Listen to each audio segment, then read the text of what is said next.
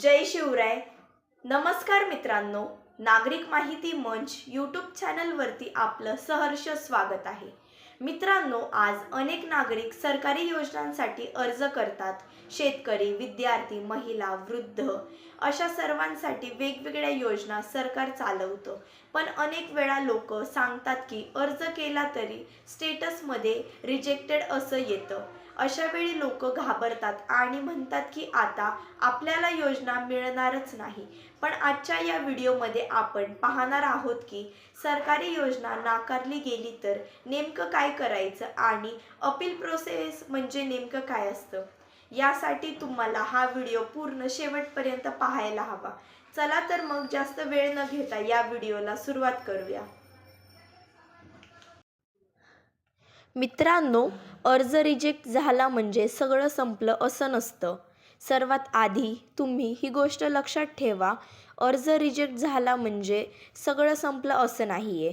बहुतांश सरकारी योजनांमध्ये सरकार अर्जदाराला पुन्हा संधी देते. फक्त आपल्याला योग्य पद्धत माहीत असायला हवी. त्यामुळे अर्ज नाकारला गेला तरी निराश न होता पुढची प्रक्रिया समजून घेणं खूप महत्त्वाचं आहे. आता आपण पाहूया आपला अर्ज का नाकारला जातो याचे कारणं काय आहेत ते. अर्ज रिजेक्ट झाला की सर्वात आधी कारण तपासणं खूप गरजेचं असतं. अनेक वेळा रिजेक्शन रिझन दिलेलं असतं. कधी आधार लिंक नसतो, तर कधी उत्पन्नाचा दाखला चुकीचा असतो, तर कधी कागदपत्रे स्पष्टपणे नसतात, तर कधी अर्ज भरताना छोटी चूक झालेली असते. त्यामुळे वेबसाईट, ॲप किंवा CSC सेंटरवर जाऊन रिजेक्शन रिझन नीट वाचा. मित्रांनो, जर आपल्याला एकदा कळालं आपला अर्ज का नाकारला गेला आहे, त्याचं कारण काय आहे, तर आपण त्या चुका सुधारू शकतो आणि त्या कशाप्रकारे सुधारता येईल ते पाहूया. जर रिजेक्शनचं कारण कागदपत्रांशी संबंधित असेल, तर ती चूक आधी दुरुस्त करा. आधार आणि बँक खातं लिंक करा. नाव, जन्मतारीख, पत्ता यात फरक असेल तर तो बरोबर करा. त्यानंतर उत्पन्नाचा दाखला, जात प्रमाणपत्र, रहिवासी दाखला हे सगळे अपडेट आणि स्पष्ट असणं खूप गरजेचं आहे, कारण छोट्या चुकांमुळे तुमचा अर्ज नाकारला जाऊ शकतो. आता आपण पाहूया अपील प्रोसेस म्हणजे नेमकं काय आहे. अपील प्रोसेस म्हणजे सरकारला पुन्हा सांगणं की तुमचा अर्ज चुकीच्या कारणांमुळे रिजेक्ट झालेला आहे किंवा आता ती चूक सुधारलेली आहे. अनेक योजनांमध्ये अपील, रिअपील किंवा रिकन्सिडरेशन असा ऑप्शन असतो.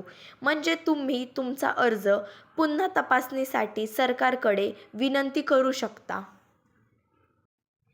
आता तुम्हाला अपील प्रोसेस तर कळाली असेल, पण आता आपण पाहूया अपील कधी आणि किती वेळेत करायचं असतं. खूप योजनांमध्ये अपीलसाठी ठराविक वेळ दिलेला असतो. काही ठिकाणी 15 दिवस, तर काही ठिकाणी 30 दिवसांची मर्यादा असते. त्यामुळे रिजेक्शन आल्यानंतर उशीर न करता लगेच अपील प्रोसेस सुरू करा. वेळ चुकली तर पुन्हा संधी मिळेलच असं नाही आहे. मित्रांनो, आता आपण पाहूया ऑनलाईन अपील कशा पद्धतीने करता येईल. जर योजना ऑनलाईन असेल तर अपील देखील ऑनलाईन करता येते. संबंधित सरकारी वेबसाईट किंवा ॲपवर लॉग इन करा. त्यानंतर तिथे अपील किंवा रिअप्लायचा ऑप्शन असतो. तुम्हाला तिथे जाऊन रिजेक्शन रिझन सिलेक्ट करायचं आहे. त्यानंतर चूक सुधारलेली कागदपत्रे तिथे अपलोड करायची आहे आणि मग फॉर्म सबमिट करायचा आहे. अर्ज सबमिट केल्यानंतर ॲक्नॉलेजमेंट नंबर जपून ठेवायचा आहे, कारण पुढच्या वेळेस तो तुम्हाला नक्कीच कामी येईल. आता आपण पाहिलं ऑनलाईन अपील कसा करायचा, पण काही योजनांसाठी तुम्ही ऑफलाईन अपीलसुद्धा करू शकता. आता आपण पाहूया ऑफलाईन अपील कुठे करू शकतो आणि कसा करायचा असतो. जर ऑनलाईन अपील शक्य नसेल तर ऑफलाईन पद्धत वापरता येते. तुम्ही ग्रामपंचायत, नगरपालिकेचं कार्यालय, तालुका कार्यालय, समाज कल्याण कार्यालय किंवा CSC सेंटरमध्ये जाऊ शकता. तिथे संबंधित अधिकारी तुमचा अर्ज तपासून योग्य मार्गदर्शन करतात.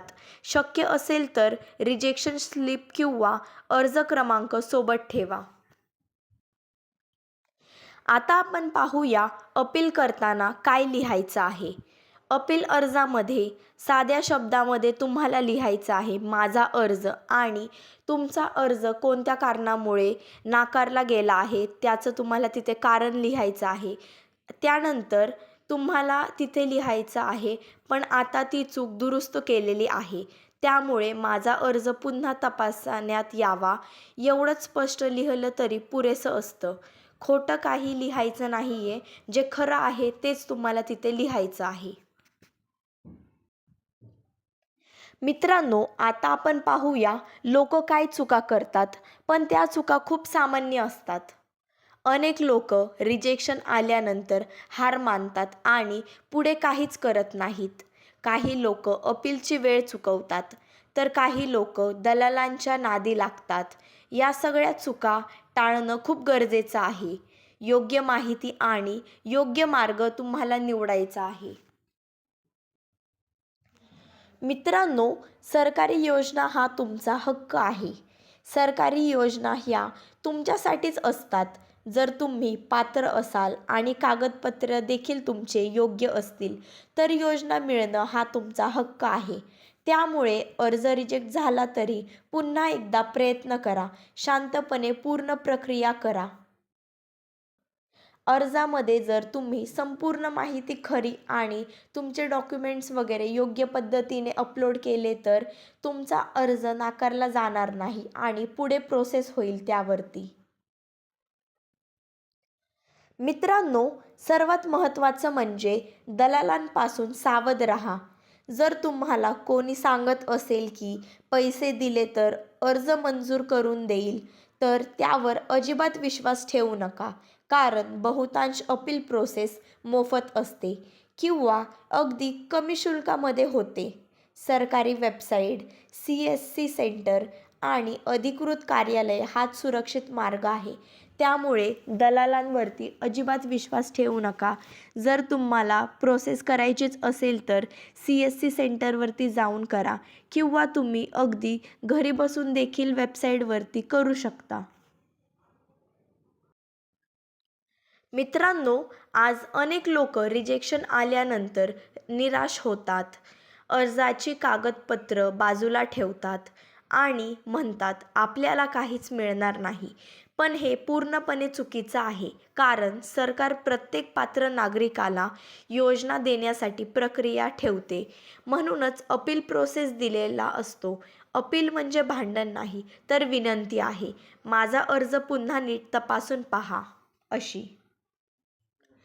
जर तुम्ही शांतपणे रिजेक्शनचं कारण समजून घेतलं, त्यामध्ये असलेली चूक दुरुस्त केली आणि वेळेमध्ये अपील केला तर अनेक वेळा दुसऱ्या तपासणीमध्ये तुमचा अर्ज जरूर मंजूर होतो.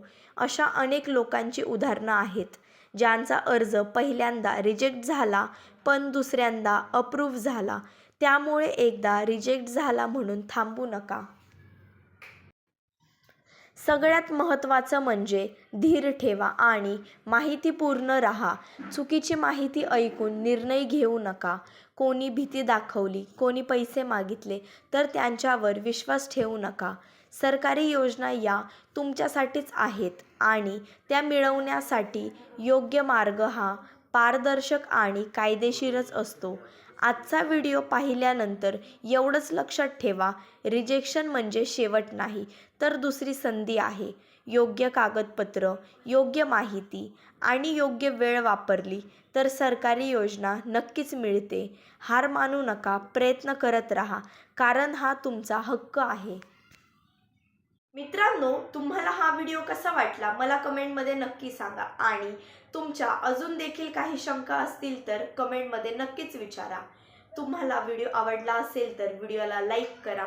तुमच्या सर्व मित्रपरिवारांसोबत हा व्हिडिओ शेअर करा आणि तुम्ही जर या चॅनलवरती नवे असाल तर चॅनलला सबस्क्राईब करा आणि बेल आयकॉन दाबायला विसरू नका.